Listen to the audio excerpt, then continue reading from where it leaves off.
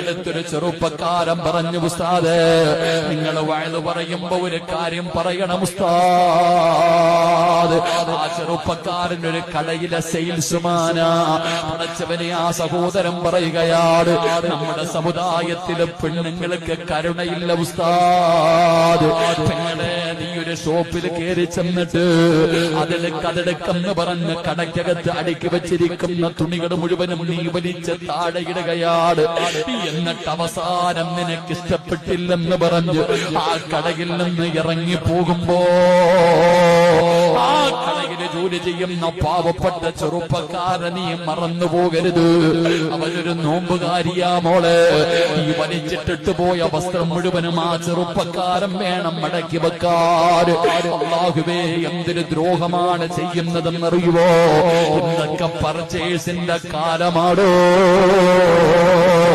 ശരീരം മറക്കാതെ നടക്കുന്ന പെങ്ങളെ, ഭർത്താക്കന്മാരെ കേൾക്കടേ. ഇത് പെരുന്നാൾ വരികയാണ്. മക്കള് പറയുന്ന വസ്ത്രം എടുത്തു കൊടുക്കുമ്പോ നല്ല ഇറങ്ങിയ മക്കളുടെ ബോഡി കാണുന്ന വസ്ത്രമല്ലേ വാങ്ങിച്ചു കൊടുക്കുന്നത്. മക്കൾക്ക് കീറിയ പാന്റ് വാങ്ങിക്കൊടുക്കുന്ന വാപ്പാ.